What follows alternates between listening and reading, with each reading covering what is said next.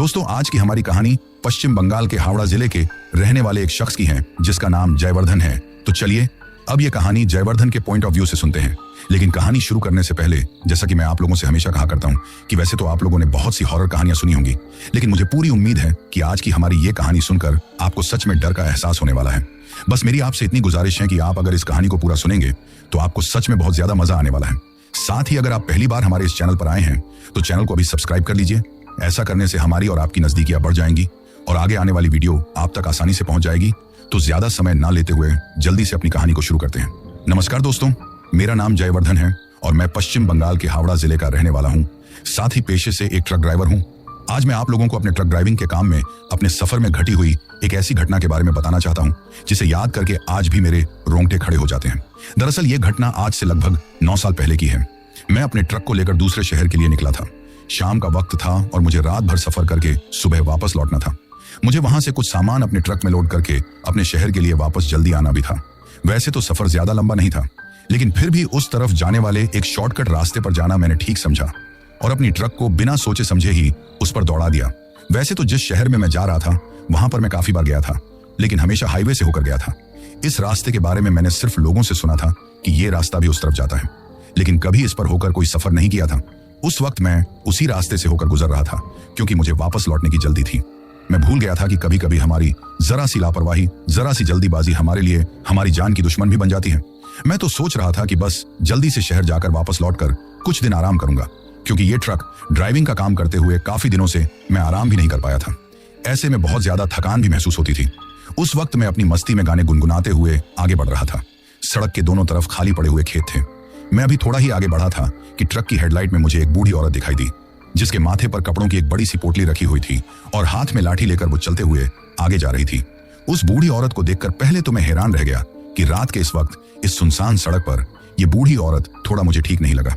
फिर मैं अपने आप से बोला कि मैं भी कैसी उलटी सीधी बातें दिमाग में लाता हूँ। हो सकता है बेचारी रात के वक्त कहीं जा रही हूँ। ये सोचकर ही मुझे तरस आ गया कि रात के लगभग 9 बजे के आसपास बेचारी ये अकेली बूढ़ी औरत कहाँ जा रही है।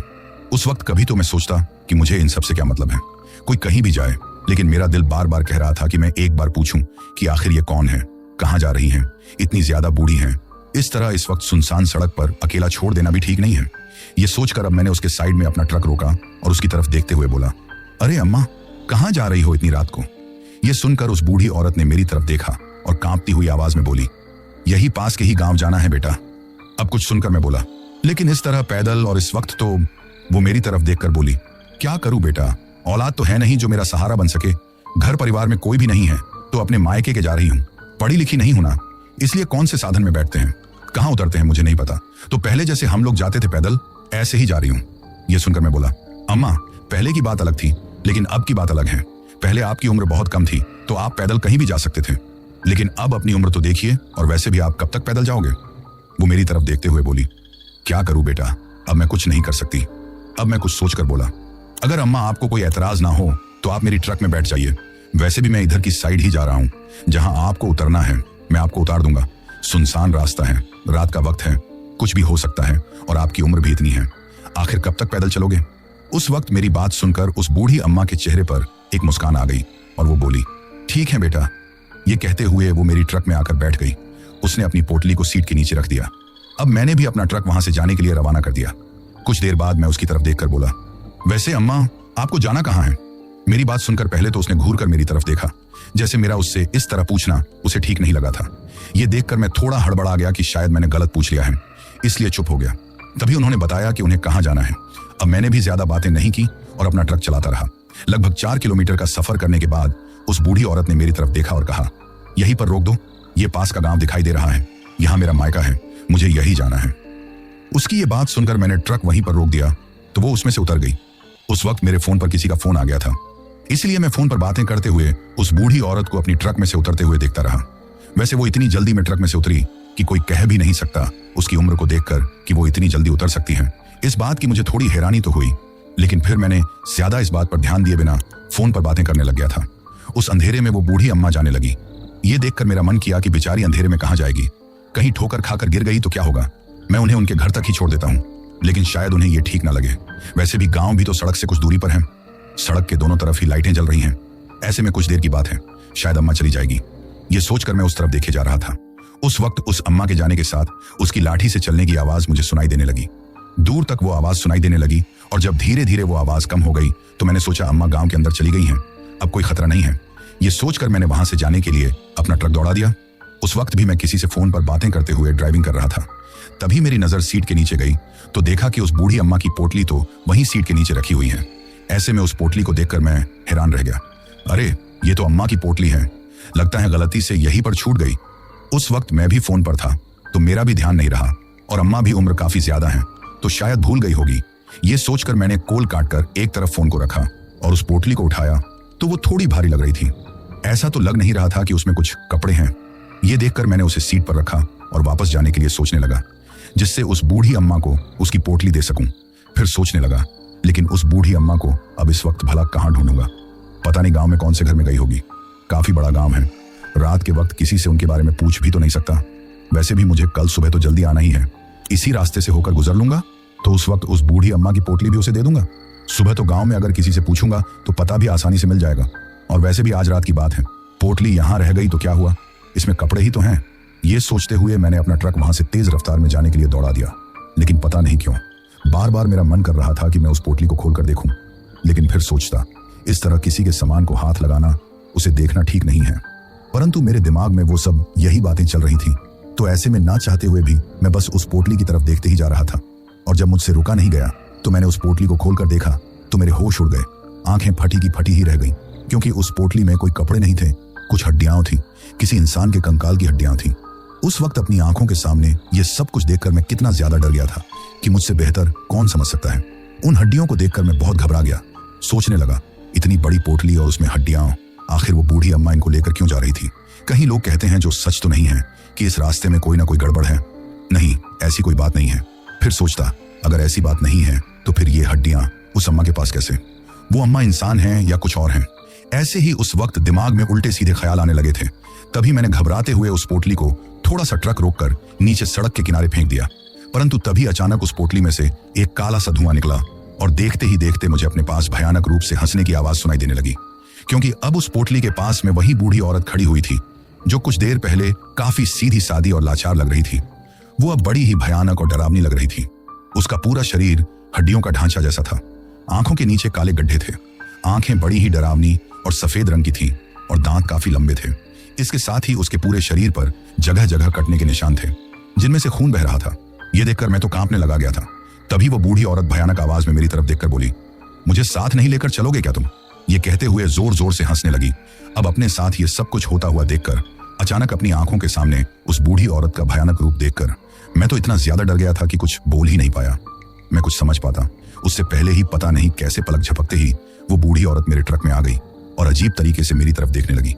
उसकी भयानक सूरत अपनी आंखों के इतने करीब देखकर अब तो मैं थर थर कांपने लगा था।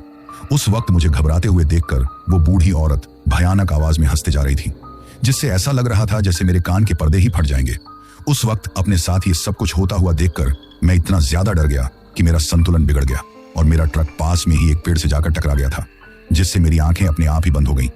जब कुछ देर तक उस बूढ़ी औरत के हंसने की आवाज जब मुझे सुनाई नहीं दी और सब कुछ शांत सा लगने लगा तो अब घबराते हुए मैंने अपनी आंखें खोलकर चारों तरफ देखा तो वो बूढ़ी औरत कहीं मुझे दिखाई नहीं दे रही थी। और भगवान का शुक्र था कि मेरा ट्रक सामने पेड़ से तो टकराया था परंतु मुझे कोई चोट नहीं लगी और ना ही ट्रक में कोई नुकसान हुआ था। लेकिन दिल की धड़कन बढ़ी हुई थी और मैं थर थर कांपते जा रहा था। अब मैंने अपना ट्रक फिर से वहां से आने के लिए स्टार्ट किया। मेरे दिल की धड़कनें बढ़ी हुई थी और मैं सोच रहा था कि हे भगवान, पता नहीं क्या होगा। मैं ट्रक को तेज रफ्तार में दौड़ाता जा रहा था। जब काफी दूर आ गया तो मुझे ऐसा लगा कि अब वो बूढ़ी औरत वहां नहीं आ पाएगी। लेकिन तभी मेरी नजर अपनी ट्रक के सामने की तरफ गई और मैंने देखा कि बाहर की तरफ शीशे के पास वही बूढ़ी औरत बैठी हुई थी जो अजीब तरीके से मेरी तरफ देखकर मुस्कुरा रही थी। उस बूढ़ी औरत को इस तरह अपनी ट्रक के आगे की साइड पर बैठे देखकर मेरे होश उड़ गए। मैं थर थर कांपने लगा और वो बूढ़ी औरत जोर जोर से हंसने लगी। मैं घबरा गया और मन ही मन कहा, हे भगवान, क्या करूं, कुछ समझ में नहीं आ रहा है। उस वक्त ऐसा लग रहा था जैसे मैं अभी डरते हुए बेहोश हो जाऊंगा। मैंने मन ही मन भगवान को याद करते हुए ट्रक चलाना जारी रखा। मेरे मन में विचार आया कि ट्रक रोक दूं, लेकिन फिर सोचा कि अगर ट्रक रोक दिया तो ये डरावनी बूढ़ी औरत मुझे जान से मार डालेगी। एक एक पल गुजर रहा था और मुझे अपनी मौत का एहसास हो रहा था। उस बूढ़ी औरत के ट्रक में अजीब तरीके से चिल्लाने की आवाज चारों तरफ सुनाई दे रही थी। तभी सामने से एक ट्रैक्टर गुजरा और उसमें तेज आवाज में कोई भजन चल रहा था जैसे ही उस भजन की आवाज मुझे सुनाई दी, वो डरावनी औरत जोर जोर से चिल्लाने लगी और पल भर में ही वो जाने कहां चली गई। मुझे विश्वास नहीं हो रहा था कि वो अचानक कैसे गायब हो गई। लगभग 10 मिनट से वो मेरे साथ थी और फिर अचानक ट्रैक्टर में चल रहे भजन को सुनकर वो ऐसे गई जैसे वो कभी थी ही नहीं। ये देखकर अब मेरे समझ में आ गया कि भगवान की शक्ति के सामने वो नहीं टिक पाएगी। मैंने तुरंत ही अपनी ट्रक में देवी माँ काली के भजनों को चला दिया और आगे बढ़ने लगा। मैं बहुत ज्यादा घबराया हुआ था, लेकिन वैसा ही हुआ जैसा मैंने सोचा था। वो डरावनी बूढ़ी औरत फिर से मेरे सामने नहीं आई और ना ही मुझे डराने की कोशिश की। ये देखकर मैंने थोड़ी चैन की सांस ली। मैं अब एक पल भी कहीं ढाबे पर नहीं रुकना चाहता था, क्योंकि मुझे डर था कि मेरे साथ कुछ भी हो सकता है। मैं बस ट्रक को आगे दौड़ता ही जा रहा था। उस वक्त मुझे खाने पीने, भूख प्यास किसी बात की कोई सुध नहीं थी। जब रात के लगभग 2 बजे मैं काफी ज्यादा थक गया और ड्राइविंग करने की हालत नहीं थी, तो मैंने सड़क किनारे एक मंदिर के सामने अपनी ट्रक रोकी। मैं घबराते हुए भागते हुए उस मंदिर के अंदर चला गया। वैसे उस वक्त मंदिर तो बंद था, लेकिन उसके आगे के बरामदे में मैं लेट गया। मुझे बहुत ज्यादा थकान हो रही थी और शरीर में उठने की भी ताकत नहीं बची थी, लेकिन फिर भी घबराहट की वजह से नींद नहीं आ रही थी। वही सारी बातें दिलो दिमाग में घूम रही थी। ऐसे में देवी माँ का ध्यान करते हुए मैंने सोने के लिए आंखें बंद कर ली और कुछ ही देर में मुझे नींद आ गई। अभी मुझे सोए हुए कुछ ही वक्त हुआ था कि अचानक हड़बड़ाते हुए मेरी नींद खुल गई। जैसे ही मैंने लेटे हुए ही सड़क पर खड़े अपने ट्रक की तरफ देखा, तो मुझे बहुत ज्यादा घबराहट होने लगी। मेरे ट्रक के ऊपर वही बूढ़ी औरत बैठी हुई थी, जो अजीब तरीके से मेरी तरफ देखकर घूर रही थी। उसकी लाल चमकती हुई आंखें मुझे अंधेरे में भी दिखाई दे रही थी। अब तो मैं इतना ज्यादा डरा हुआ था कि इतनी हिम्मत नहीं थी कि मंदिर से उठकर बाहर जा सकूं। हे देवी माँ, अब क्या करूं? यही सोचते हुए घबराते हुए इधर उधर करवट बदलने लगा, लेकिन वो बूढ़ी औरत इसी तरह मुझे देखती रही। धीरे धीरे वक्त गुजरने लगा और जैसे ही सुबह के 4 बजे, तो वो डरावनी बूढ़ी औरत न जाने कहां गायब होकर चली गई। अब ट्रक पर मुझे कुछ भी दिखाई नहीं दे रहा था, लेकिन अभी अंधेरा था, तो ऐसे में इतनी हिम्मत नहीं थी कि मैं जाकर अपने ट्रक स्टार्ट कर सकूं। मैं घबराते हुए मंदिर में ही बैठा रहा। तभी कुछ देर में मंदिर के पंडित जी आ गए। मैं घबराते हुए उठकर मंदिर से बाहर चला गया। उन्होंने शायद सोचा कि राह चलता कोई राहगीर होगा, इसलिए कुछ नहीं कहा।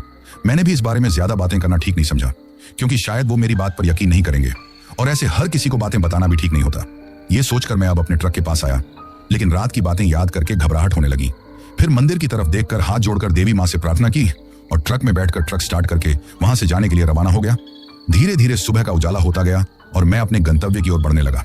जिस शहर में मुझे पहुंचना था, वहां पहुंचकर जो जरूरी काम था वो सारा करके मैं वापस सामान लोड करके आने के लिए रवाना हो गया। घबराहट तो बहुत ज्यादा हो रही थी, इसलिए मैंने सोच लिया था कि अब मुझे जल्दी से जल्दी घर पहुंचना है, लेकिन उस रास्ते से बिल्कुल भी नहीं गुजरना है। इसलिए मैं अब उस रास्ते से ना जाकर हाईवे से होकर गुजर रहा था।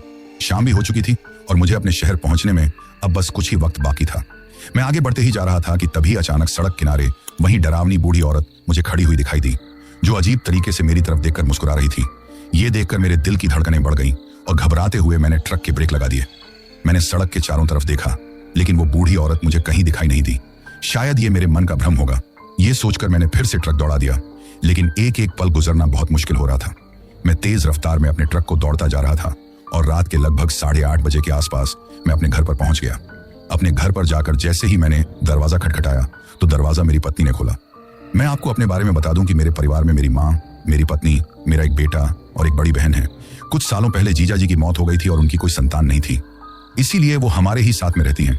जैसे ही मैं अंदर आया तो मुझे घबराए हुए देखकर सब घर वाले परेशान हो गए और पूछने लगे कि क्या हुआ, लेकिन घबराहट की वजह से मैं तो कुछ बोल नहीं पा रहा था। उस वक्त समझ में नहीं आ रहा था कि कैसे अपने घर वालों को पूरी बात बताऊं। तभी उन्होंने पूछा कि कोई एक्सीडेंट हुआ है या कोई बात हुई है क्या, लेकिन मैं उन्हें क्या बताता। बस ये बोला कि मुझे अभी आराम करना है, और ये कहकर मैं घबराते हुए अपने कमरे में चला गया। बेड पर बैठकर वही बातें याद आने लगी और डर लगने लगा। तभी कमरे का दरवाजा खुलने की आवाज आई तो मैंने घबराकर उस तरफ देखा। वही बूढ़ी औरत मुझे आती हुई दिखाई दी। ये देखकर तो मेरी सांस गले में ही अटक गई और मैं थर थर कांपने लगा। तभी वो डरावनी बूढ़ी औरत जैसे ही मेरे पास आई तो घबराते हुए मैं जोर जोर से चिल्लाने लगा। तभी मेरे कानों में मेरी पत्नी की आवाज सुनाई दी, क्या हुआ जी? ये सुनकर घबराते हुए मैंने आंखें खोलकर देखा तो मेरी पत्नी हैरानी से मेरी तरफ देखकर परेशान होते हुए बोली, क्या हुआ जी? अब मैंने डरते हुए चारों तरफ देखा, लेकिन वो बूढ़ी औरत कहीं नहीं थी। मेरी पत्नी मेरे लिए खाना लेकर आई थी और शायद मुझे इस बात का भ्रम हुआ था कि मुझे अपनी पत्नी के अंदर ही वो बूढ़ी औरत दिखाई दी थी, क्योंकि उस वक्त मैं बहुत ज्यादा घबराया हुआ था। मेरी हालत देखकर मेरी पत्नी ने खाना एक तरफ रखा और मेरे पास बैठकर बोली, कोई बात हुई है क्या? आप मुझे तो बताइए। लेकिन मैं कुछ नहीं बोल पा रहा था। ये देखकर मेरी पत्नी बोली, ठीक है, आप खाना खा लीजिए। ये कहते हुए उसने खाने की थाली मेरे सामने रख दी और बोली, मैं अभी पानी का जग लेकर आती हूँ। वैसे आप थके हुए आए हैं, खाना खा लीजिए, फिर आराम कर लीजिएगा। ये कहते हुए वो वहां से उठकर चली गई। अब मैंने खाने की थाली की तरफ देखा तो अब उस खाने की थाली में मुझे खाना नहीं, हड्डियां ही हड्डियां नजर आ रही थी। ये देखकर तो मैं थर थर कांपने लगा और घबराते हुए मैंने खाने की थाली उठाकर एक तरफ फेंक दी। तभी भागते हुए मेरी पत्नी आई और उस खाने की थाली को एक तरफ पड़े हुए देखकर कभी मेरी तरफ देखती, कभी उस थाली की तरफ देखती। वैसे अब उस थाली में जो कुछ देर पहले मुझे हड्डियां नजर आ रही थी वो अब खाना ही था। ये देखकर मैं घबराते हुए कुछ समझ ही नहीं पा रहा था। तभी मेरी पत्नी मेरे पास आकर बोली, क्या हुआ, आपने खाना क्या फेंक दिया? आपकी तबीयत तो ठीक है ना? परंतु मैं कांपते हुए कुछ नहीं बोला, बस आंखें बंद करके लेट गया। इन सब की वजह से मेरी पत्नी बहुत ज्यादा परेशान हो गई। वो मुझसे पूछ रही थी, लेकिन मुझे कोई जवाब न देते देखकर उठकर वहां से चली गई। वैसे मैं उसे सब कुछ बताना चाहता था, लेकिन अभी इतना ज्यादा घबरा रहा था कि घबराहट की वजह से गले से तो आवाज भी नहीं निकल रही थी। अब कुछ देर बाद मेरी माँ और बहन भी मेरे पास में आई। शायद मेरी पत्नी ने उन्हें सारी बात जाकर बता दी थी। वे मुझसे बातें करने लगी। न तो मुझे दरवाजे पर वही बूढ़ी औरत खड़ी हुई दिखाई दी जो अजीब तरीके से मेरी तरफ देखकर मुस्कुरा रही थी। ये देखकर मैं थर थर कांपते हुए उनसे बस इतना ही बोल पाया कि मुझे आराम करना है, सुबह बात करेंगे। जब ये सुनकर वो दोनों कुछ बोलने को हुई तो मैंने कहा, नहीं, मुझे आराम करना है। ये सुनकर वो दोनों भी वहां से उठकर चली गई और घबराते हुए मैं सोने के लिए लेट गया। अब वो बूढ़ी औरत मुझे कहीं दिखाई नहीं दे रही थी, परंतु घबराहट की वजह से नींद भी नहीं आ रही थी। मैं मन ही मन में भगवान को याद करने लगा और कुछ ही देर में मुझे नींद भी आ गई थी, क्योंकि मैं बहुत ज्यादा थका हुआ था। रात को भी मैं ठीक से नहीं सोया था। इतना लंबा सफर किया था और आज दिन में भी कहीं ठीक से आराम नहीं किया था, तो थके होने की वजह से कुछ ही देर में मुझे नींद आ गई थी। शायद कुछ ही देर बाद घर का सारा काम करके मेरी पत्नी भी आकर मेरे पास में ही लेट गई और सो गई थी। धीरे धीरे रात गुजर रही थी कि आधी रात का वक्त था। मुझे अपने चेहरे पर कुछ गीलापन सा महसूस हुआ, जैसे मेरे चेहरे पर कुछ टपक रहा है। मैंने अपनी आंखें खोली तो जो कुछ देखा उसे देखकर मेरी आंखें फटी की फटी रह गईं।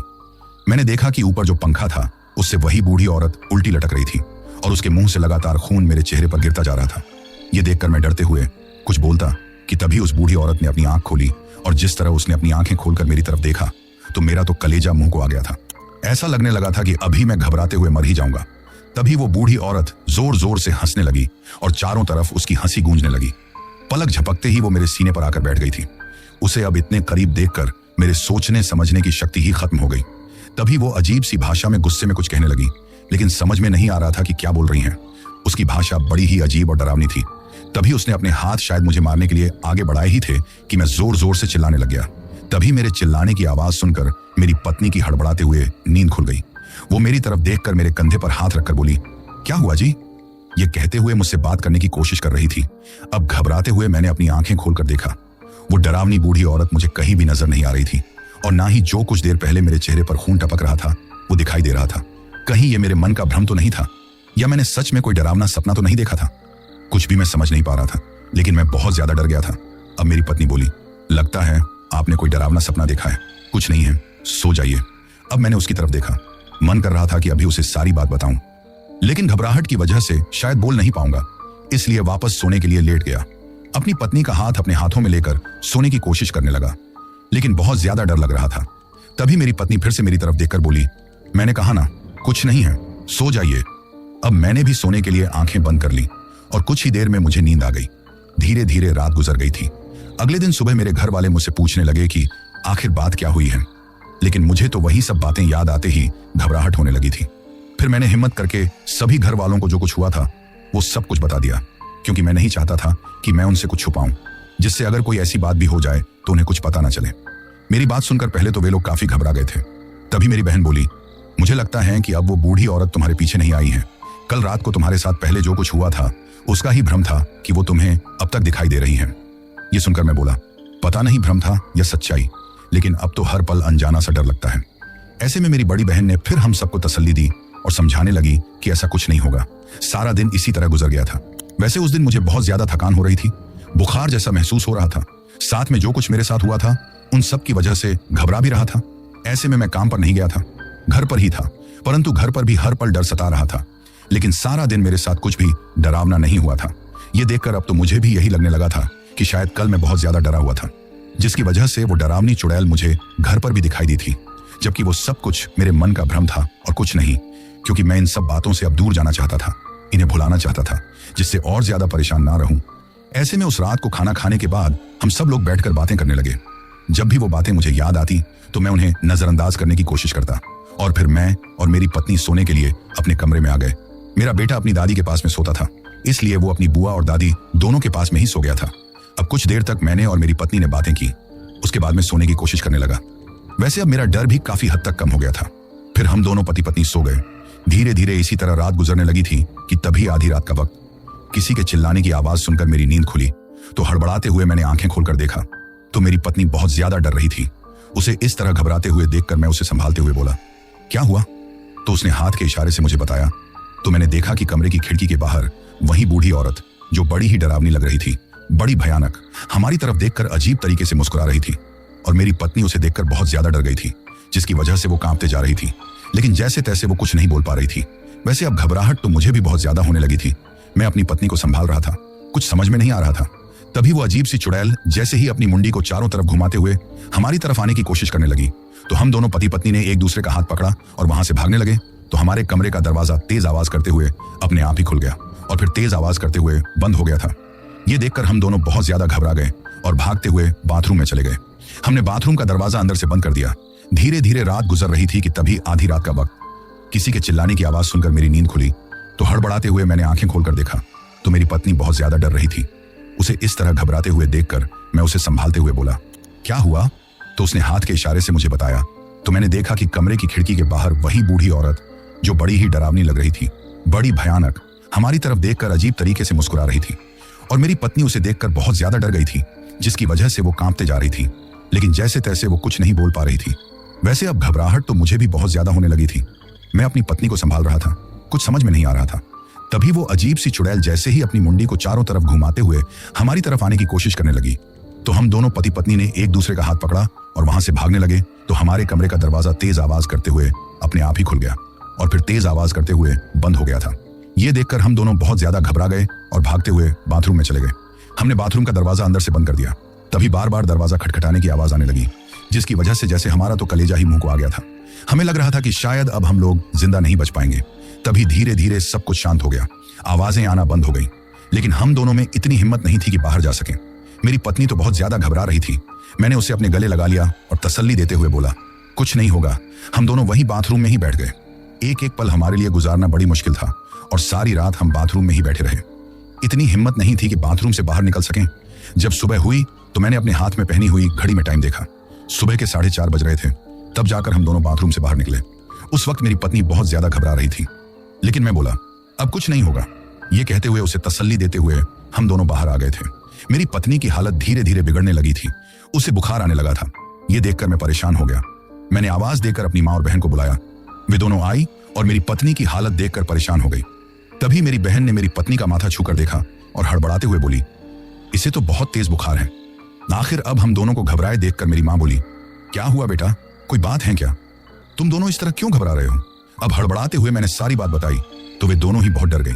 अब मेरी बहन बोली कि मुझे तो लगा था कि अब वो चुड़ैल फिर वापस लौट कर नहीं आएगी, लेकिन ये सब कुछ ठीक नहीं हो रहा है। तभी मेरी माँ बोली, हम आज ही पहाड़ी वाले बाबा के यहाँ चलते हैं। ये सुनकर मैं तो घबराते हुए कुछ बोल नहीं पा रहा था। मेरी बहन ने मुझे समझाया और कहा, इस तरह घबराने से कुछ नहीं होगा। फिर हम लोग तुरंत ही मेरी पत्नी को मेडिसिन देकर पहाड़ी वाले बाबा के यहाँ चले गए थे। लगभग 1.5 घंटे के सफर के बाद हम लोग वहां पहुंचे थे। हमने किराए पर टैक्सी ली थी और टैक्सी वाले को बाहर वहीं पर छोड़कर हम अंदर चले गए। सामने एक तांत्रिक बैठा हुआ था, जो काले रंग के कपड़े पहने हुए था और कुछ तंत्र मंत्र कर रहा था। जब हमने जाकर उन्हें प्रणाम किया तो उसने हमारी तरफ देखा और बैठने के लिए कहा। अब हम लोग वहां पर बैठ गए और सारी बात बताई। हमारी बातें सुनकर उसने आंखें बंद करके कुछ ध्यान किया और फिर हमारी तरफ देखकर बोला, घबराओ मत, तुम लोग यहाँ आए हो तो अब वो बुरी आत्मा तुम्हारा कुछ नहीं बिगाड़ पाएगी। ये कहते हुए उसने हमें एक धागा दिया और कहा कि अब वो अपने तंत्र मंत्र से उसे अपने पास बुला लेगा, जिससे वो तुम्हारे पास कभी नहीं जा पाएगी। उसकी बात सुनकर हमें थोड़ी तसल्ली हुई और हम लोग वापस आ गए। मेरी पत्नी की हालत बहुत ज्यादा खराब थी। वो कांप रही थी और कभी कभी घबराते हुए चिल्लाने लग जाती थी। हम सब लोग उसे तसल्ली दे रहे थे और घबराहट को कम करने की कोशिश कर रहे थे। धीरे धीरे शाम हो गई थी और हमने जो धागा उस तांत्रिक ने हमें दिया था उसे अपने घर के चारों तरफ के कोनों पर थोड़ा थोड़ा करके बांध दिया था, जिससे वो चुड़ैल घर के अंदर ना आ पाए। अब हमें थोड़ी इस बात की तसल्ली थी कि शायद वो चुड़ैल घर में ना आ पाएगी। मेरी माँ और मेरी बहन ने खाना बनाया और बड़ी मुश्किल से हिम्मत करके हमने थोड़ा बहुत खाना खाया था। घबराहट इतनी ज्यादा हो रही थी कि निवाला भी गले से नहीं उतर रहा था। रात के लगभग 12 बजे तक हम सब लोग एक साथ बैठे रहे और जब कुछ भी नहीं हुआ तो फिर अपने अपने कमरों में सोने के लिए चले गए। मेरी पत्नी को दवाई के असर से कुछ ही देर में नींद आ गई थी और मैं भी सो गया था। तभी आधी रात के वक्त मुझे प्यास लगी तो मैंने नींद में से उठकर पास में रखे हुए जग में से पानी पिया। तभी अचानक मेरी नजर अपने कमरे के कोने पर पड़ी। मैंने देखा कि वहां पर उस बूढ़ी औरत की पोटली रखी हुई थी। उसे देखकर मेरे तो होश उड़ गए। मेरे समझ में नहीं आ रहा था कि यह पोटली यहां कैसे आई, जबकि मैंने तो उसे रास्ते में फेंक दिया था। अब घबराते हुए मुझ में इतनी हिम्मत नहीं थी कि मैं उस पोटली के पास जाऊं और उसे घर से बाहर फेंक दूं। मैं बस उसकी तरफ देख ही जा रहा था कि तभी अचानक उस पोटली में से काला धुआं निकलने लगा। पल भर में ही उस काले धुएं ने देखते ही देखते उस बूढ़ी औरत का रूप धारण कर लिया। ये देखकर अब तो मेरे पैरों तले ही जमीन खिसक गई। ये सब कुछ इतना जल्दी हुआ कि मैं तो कुछ समझ ही नहीं पाया कि अब क्या करूं। तभी वो बूढ़ी औरत बहुत तेज और भयानक आवाज में हंसने लगी। उसकी हंसी चारों तरफ सुनाई दे रही थी।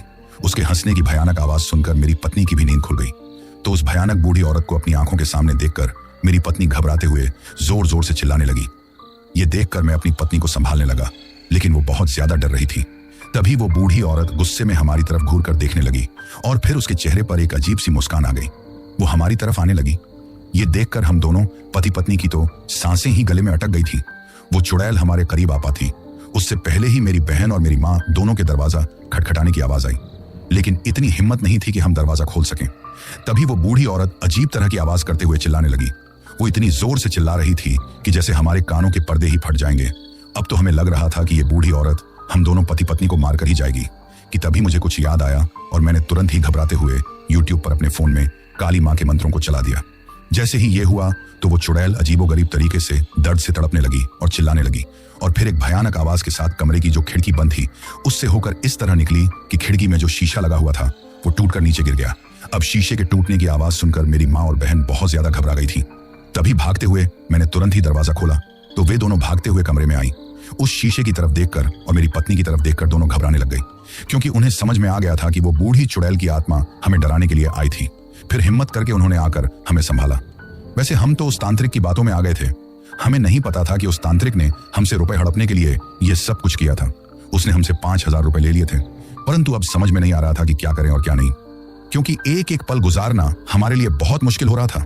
बड़ी मुश्किल से वो रात गुजरी। मेरी पत्नी की हालत बिगड़ते ही जा रही थी। दवाई भी उस पर कोई असर नहीं कर रही थी। अगले दिन सारा दिन हमने कही पंडितों से भी इस बारे में बातें की, लेकिन किसी के बस में ये नहीं था कि उस बूढ़ी औरत से हमारा पीछा छुड़ा सके। तभी शाम के वक्त मुझे एक बात पता चली कि जिस तांत्रिक के पास हम गए थे उसकी रात को ही बड़ी बेरहमी से किसी ने जान ले ली। ये सुनकर ही मैं घबरा गया था, क्योंकि मुझे समझ में आ गया था कि ये सब कुछ उस बूढ़ी चुड़ैल ने किया था। मैंने घर जाकर जब अपनी बहन और माँ को इस बारे में बताया तो वे दोनों भी बहुत ज्यादा डर गए, क्योंकि अब हमें लगने लगा था कि वो चुड़ैल इतनी आसानी से हमारा पीछा नहीं छोड़ेगी और हमें मारकर ही जाएगी। लेकिन हम इस तरह हिम्मत तो नहीं हार सकते थे, परंतु क्या करें, कोई भी रास्ता दिखाई नहीं दे रहा था। ऐसे में अब तो मन कर रहा था कि हम लोग घर छोड़कर चले जाएं, लेकिन घर छोड़कर जाने से क्या होगा, वो बूढ़ी चुड़ैल तो वहां पर भी पहुंच जाएगी।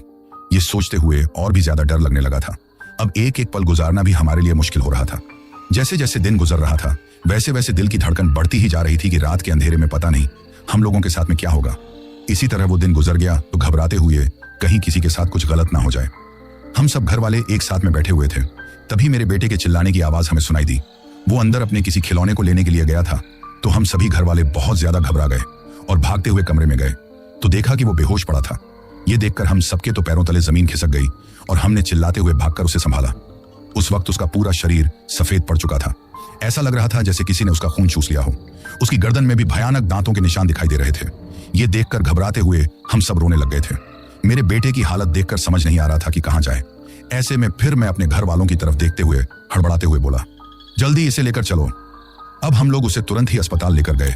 मेरी पत्नी कांपते हुए न जाने कितनी बार मेरे बेटे की हालत को देखकर बेहोश हो गई थी। हमने हमारे बेटे को ले जाकर हॉस्पिटल में एडमिट करवा दिया। उसकी हालत को देखकर डॉक्टर भी हैरान रह गए थे और उसका इलाज करने लगे, लेकिन उस पर कोई इलाज असर नहीं कर रहा था। उस वक्त हे भगवान क्या करें, कुछ समझ में नहीं आ रहा था कि तभी हॉस्पिटल में एक बूढ़ा आदमी जो हमारे ही पास के बेड पर एडमिट था, हम सब लोगों की हालत देखकर और मेरे बेटे की हालत देखकर हमारी तरफ देख रहा था। तभी अचानक उसने हैरानी से हमारी तरफ देखा और फिर बोला, ये दांतों के निशान। ये कहते हुए उसने मेरे बेटे के गले में जो दांतों के निशान थे उनकी तरफ देखकर बोला, ये तो पिशाचिनी के दांतों के निशान हैं। उसकी बात सुनकर घबराते हुए हैरानी से हम उसकी तरफ देखने लगे, लेकिन बोले कुछ नहीं। तभी वो आदमी हमारी तरफ देखकर बोला, इसका खून तो पिशाचिनी ने चूस लिया है। ये कहते हुए वो बूढ़ा आदमी बोला, बेटा घबराओ मत, मुझ पर भरोसा रखो और बताओ क्या बात हुई है।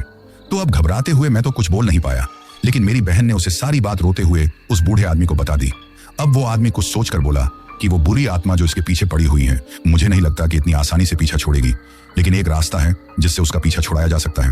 अब हम सब लोग घबराते हुए उसकी तरफ देखने लगे तो उसने कुछ बातें हमें समझाई तो हमें लगने लगा था कि उस तांत्रिक ने ऐसे ही हमसे पैसे ले लिए थे। पंडितों ने मना कर दिया तो एक साधारण सा इंसान भला हमारी क्या मदद कर पाएगा। ऐसे में उसकी बात पर भी हम कोई ध्यान नहीं दे पा रहे थे। मेरे बेटे को होश तो आता लेकिन वो बार बार बेहोश हो जाता। डॉक्टर ने कहा कि इसके अंदर बहुत ज्यादा खून की कमी है, उसे कुछ दिन हॉस्पिटल में रखना पड़ेगा। ये कहते हुए उसे ब्लड भी दिया जा रहा था। ऐसे में हम सब हॉस्पिटल में ही थे। तभी घर से कुछ सामान लाने के लिए अगले दिन शाम को मुझे और मेरी बहन दोनों को ही घर जाना पड़ा था। जैसे ही हम दोनों घर पर आए और अपने बेटे के अपनी पत्नी के कपड़े वगैरह लेकर वहां से निकलने ही वाले थे कि तभी घर में अचानक अजीब तरह की आवाजें गूंजने लगी। कभी लगता कि कोई रो रहा है, कभी लगता कि कोई चिल्ला रहा है और तेज आवाज के साथ खिड़की दरवाजे अपने आप ही खुलने और बंद होने लगे।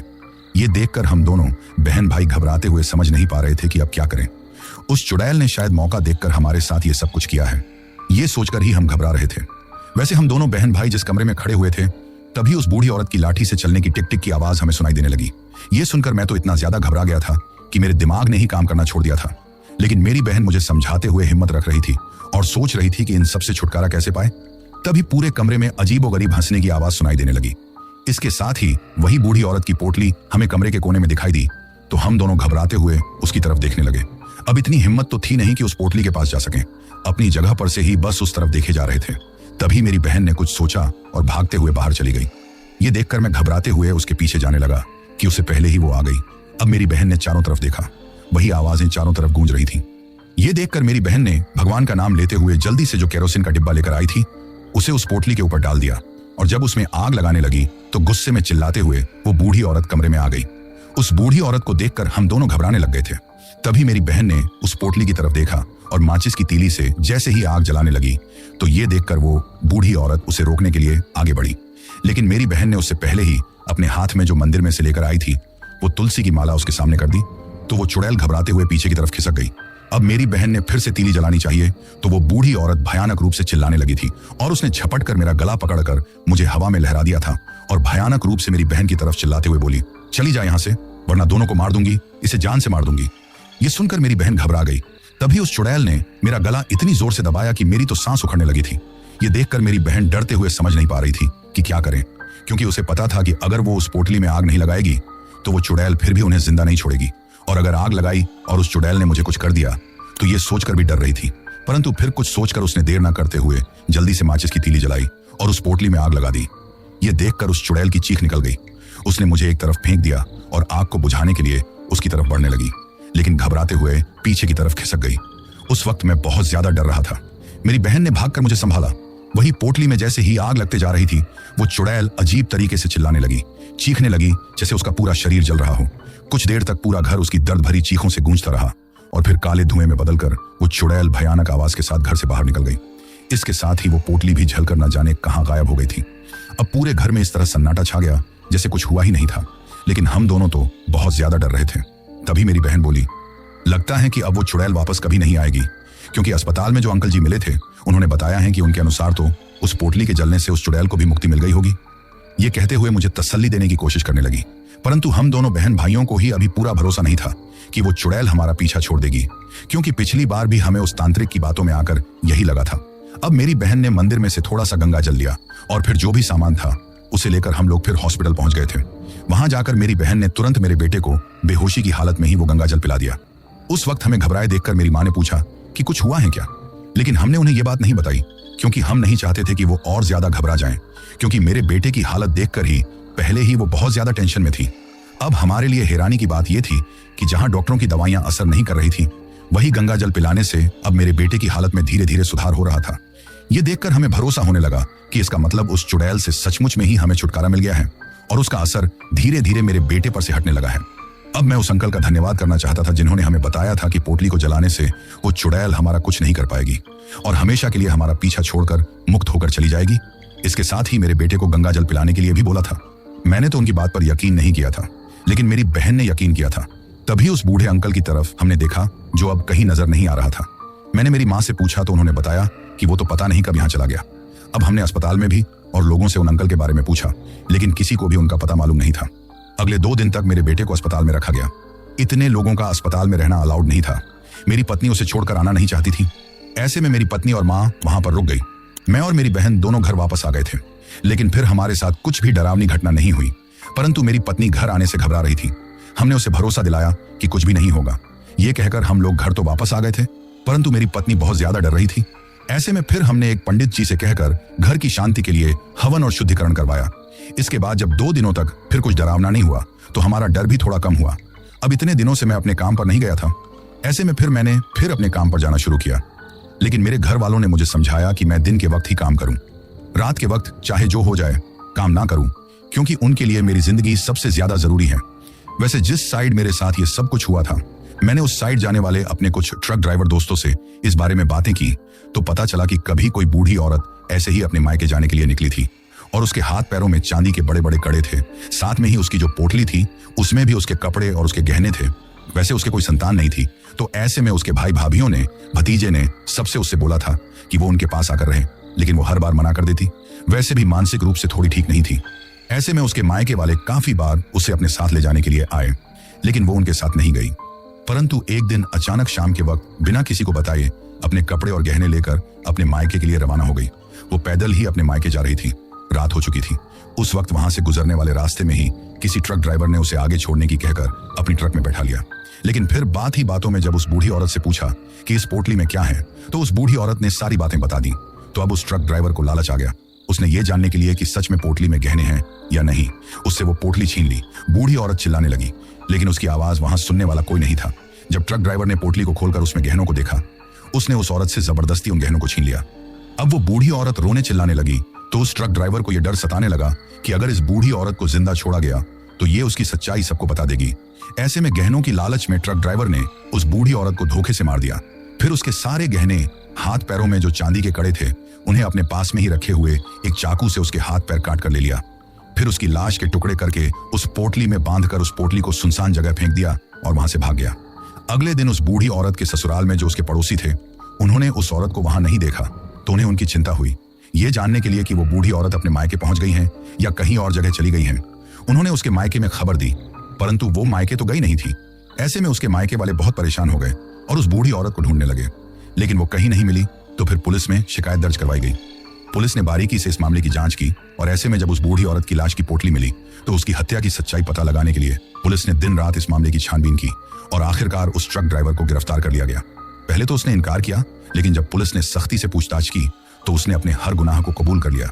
ऐसे में उसे उम्र कैद की सजा सुनाई गई, लेकिन मरने के बाद भी उस बूढ़ी औरत को शांति नहीं मिली थी।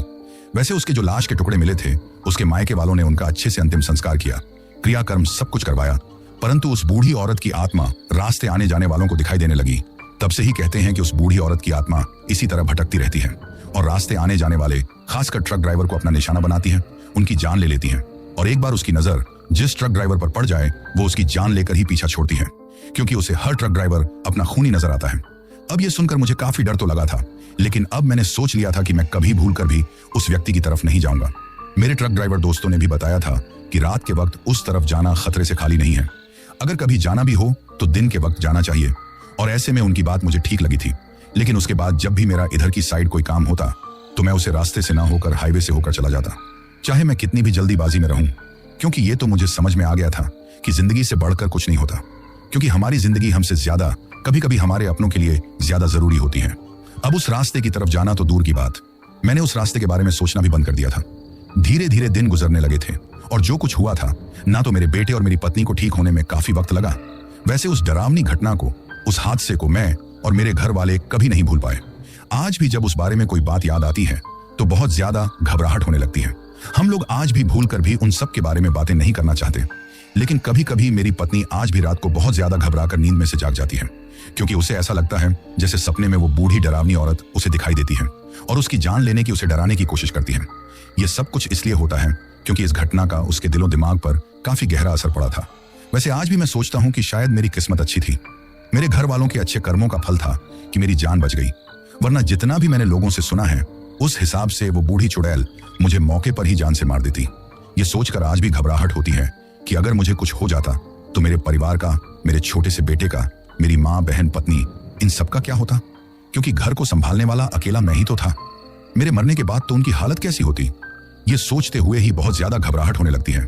इसके साथ में ही एक बात और मैं सोचने पर हमेशा मजबूर हो जाता हूँ कि अस्पताल में जो बूढ़ा आदमी हमें मिला था, जिसने हमें उस बूढ़ी औरत की आत्मा से छुटकारा पाने के बारे में बताया था, उसके बारे में आज तक मैं और मेरे घर वाले भी ये सोचकर हैरान रह जाते हैं कि आखिर वो बूढ़ा आदमी कौन था। क्या वो कोई साधारण आदमी था या फिर भगवान का भेजा हुआ फरिश्ता था? वैसे उसके बाद वो आदमी हमें कहीं नजर नहीं आया, लेकिन जहां पंडितों ने, तांत्रिकों ने उस आत्मा को बस में करने से इनकार कर दिया था, वहां उस आदमी ने हमारी बातें सुनकर ही हमें इन सब का तरीका बता दिया। चाहे वो कोई भी हो, लेकिन हमारे लिए तो वो एक तरह से भगवान था, जिसने मुझे ही नहीं हमारे पूरे परिवार को एक नई जिंदगी दी थी। आज भी जब कभी मैं रात के वक्त सफर करता हूँ तो हमेशा अपने ट्रक में हनुमान चालीसा, गायत्री मंत्र या काली माँ के भजन चलाकर रखता हूँ, ताकि कोई भी बुरी आत्मा मुझे चोट पहुंचाने के बारे में सोच भी ना पाए, क्योंकि इस दुनिया में भगवान की शक्ति से बढ़कर कोई भी शक्ति नहीं है। वैसे जब मुझे ये वे बातें याद आती हैं तो मैं एक बात और सोचने पर मजबूर हो जाता हूँ कि कैसे उस ट्रक ड्राइवर ने अपने लालच में उस बूढ़ी औरत की बेरहमी से जान ले ली। ये सब कुछ करते हुए क्या उसके हाथ जरा भी नहीं कांपे? सच में ये सोचकर बड़ी तकलीफ होती है कि इंसान कभी कभी अपने स्वार्थ के लिए इतना नीचे गिर जाता है कि इंसानियत भी भूल जाता है और ऐसी हैवानियत कर बैठता है। परंतु वो ये क्यों नहीं सोचता कि अगर हमारे अच्छे कर्म ऊपर वाला देखता है तो बुरे कर्म भी देखता है। वो हमारे कर्मों का हिसाब हमारे साथ जरूर करता है।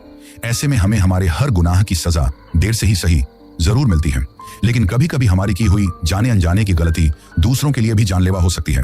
जैसे उस ट्रक ड्राइवर के गुनाह की कीमत न जाने कितने ट्रक ड्राइवरों को अपनी जान देकर तो कुछ लोगों को डर के साए में अपनी जिंदगी जी कर चुकानी पड़ी थी। इसलिए अगर हम कभी किसी के साथ अच्छा नहीं कर सकते तो बुरा भी ना करें, क्योंकि हमारे कर्म कभी हमारा पीछा नहीं छोड़ते और उनकी सजा हमारे साथ साथ हमारे अपनों को भी मिलती है। तो दोस्तों, ये थी हमारी आज की कहानी।